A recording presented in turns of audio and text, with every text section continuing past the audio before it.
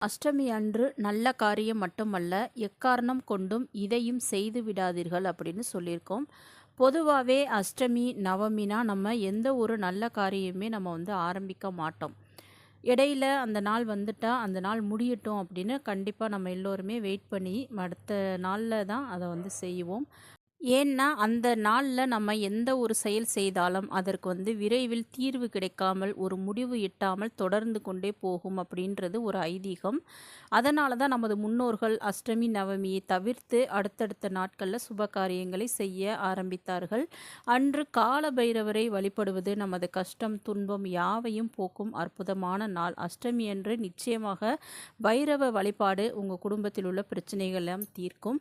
அப்பேற்பட்ட இந்த அஷ்டமி நவமியில சுப காரியங்கள் மட்டும் கிடையாது. இந்த ஒரு முக்கியமான காரியத்தையும் நீங்கள் செய்யக்கூடாது. அது என்ன அப்படின்றத வீடியோக்குள்ள போய் பார்க்கலாம்.